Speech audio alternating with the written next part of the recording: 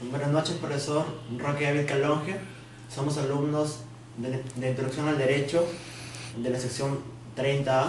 En esta oportunidad nos ha tocado el tema del contrato de hipoteca. Los integrantes de nuestro grupo son Eduardo Miguel Okamoto, Ami Moreno Martín, Eko Nishiyama Fernández y quien les habla, Daniel Madrid Mendoza. El tema de hoy es contrato de hipoteca. Como todos sabemos, vivimos en una sociedad globalizada. Las personas se interrelacionan unas con otras para satisfacer necesidades. Estas necesidades pueden ser sociales, culturales, económicas y científicas, en base para obtener beneficios. Somos libres de establecer relaciones comerciales con otras personas, como el caso de formar una empresa y dicha relación ser reconocida por el ordenamiento jurídico. En todo esto, comenzaremos a hablar sobre la hipoteca. En el capítulo 1 comenzaremos a hablar sobre los antecedentes históricos del contrato de hipoteca. Comenzaremos a hablar con la hipoteca en Grecia. En la antigüedad se le conocía con diferentes modalidades. Así como en Grecia tenía el carácter de una nación en pago, que se le denominaba dato insólito, que significa pago por entrega de bienes y era pública. En Grecia se consideró la afectación de un inmueble en favor de un acreedor, quien tenía preferencia para hacerse pago con su importe sobre cualquier otra persona. En la evolución del contrato de hipoteca en Roma. Bueno, en Roma surgió como una evolución del contrato de prenda. De prenda se aplicaba tanto a los bienes muebles como inmuebles. En la antigua Roma surgió como una evolución del contrato de prenda, como ya lo dije. La prenda se aplicaba tanto a bienes inmuebles como inmuebles, pero requería el traspaso de la posesión del bien al acreedor, lo que se dificultaba en el caso de bienes que el deudor necesitaba. Continuando con la exposición, en el capítulo 2 vamos a tocar la definición y características generales de la hipoteca. Es un contrato de garantía real, o sea, un acuerdo entre acreedor y deudor que le permite al acreedor asegurarse del cobro de su crédito tomando posesión de uno o varios bienes determinados del deudor para cobrarse el importe de su venta. En caso de que éste no cumpla la obligación principal, por ejemplo, si una persona compra una propiedad inmueble en cuotas y coloca esta misma propiedad en garantía hipotecaria, en caso de no cumplir con el pago de las cuotas pactadas, esta propiedad puede pasar a ser rematada para que el acreedor pueda cobrar el monto de su crédito. Mientras tanto, si el deudor paga las cuotas, podrá usar y gozar sin problemas del inmueble adquirido.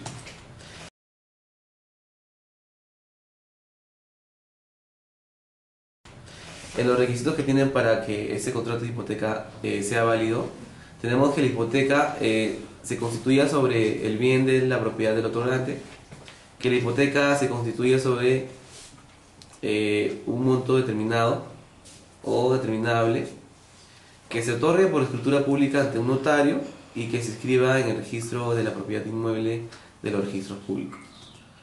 Entre las características principales tenemos que es un contrato accesorio, ya que garantiza siempre una obligación principal de tal manera que rigen los principios de esta si se extingue. Bueno, es indivisible, ya que cada una de las cosas hipotecadas a una deuda está obligada al pago de toda la deuda, ¿no? Incluyendo el capital, intereses y gastos. Otro que debe de recaer sobre inmuebles específicamente determinados y se extiende a la garantía a todas sus partes, es decir, al suelo, a construcciones, aires, entradas, ¿no? Etc. Esto incluye las indemnizaciones de sus seguros. Otra característica importante es que se puede garantizarse en créditos o también otras obligaciones futuras y eventuales, ¿no? Se puede condicionarse a plazos o de manera inmediata. Y se prohíbe la constitución de hipoteca sobre bienes futuros, o sea, bienes que no existan. Se hipoteca siempre los bienes que son tangibles. Entre los derechos que tiene el acreedor son de persecución, preferencia y venta judicial.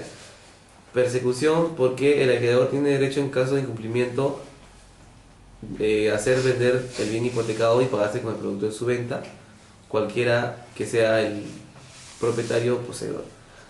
preferencias porque las hipotecas tendrán preferencia por razón de antigüedad conforme a la fecha de escritura y el número de orden de presentación en el registro. Esto significa que en el caso de incumplimiento de la obligación y de venderse el inmueble hipotecado, se pagará preferentemente la deuda que tiene inscrita de menor rango, ¿no?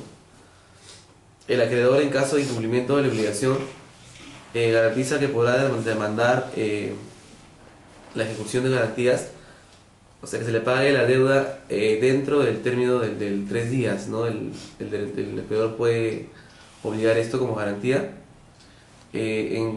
bajo apercibimiento de remate del bien hipotecado, y en caso de incumplimiento el juez va a ordenar el remate judicial del bien.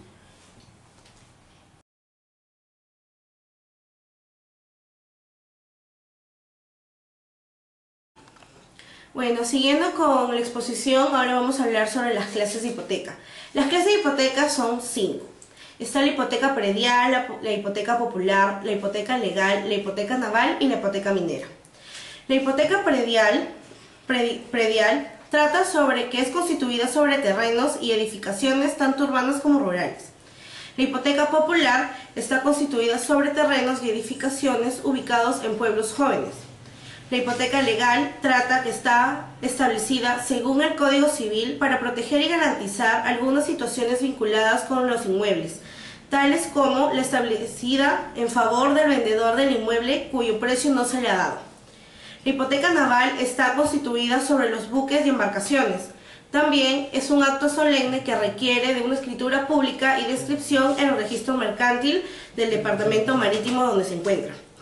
Y la hipoteca minera trata sobre que está constituida sobre los derechos de los mineros inscritos en el registro público de minería. De ahí vamos a hablar sobre la extinción de hipoteca, que sigue los siguientes pasos, que es cancelación de la obligación que se garantiza, anulación, rescisión y resolución de dicha obligación, renuncia escrita del acreedor, destrucción total del inmueble y consolidación producida por haberse convertido el propietario del bien en el acreedor de la deuda. Ahora pasaremos al capítulo 3, que se trata el contrato de hipoteca en el Código Civil peruano. La hipoteca en el Código Civil peruano trata que, según el artículo 1097 del Código Civil, trata acerca del concepto que en la legislación peruana se tiene de lo que es hipoteca.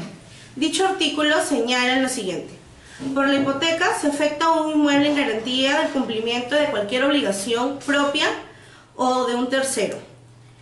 La garantía no determina la disposición y otorga al acreedor los derechos de persecución, preferencia y venta judicial del bien hipotecado.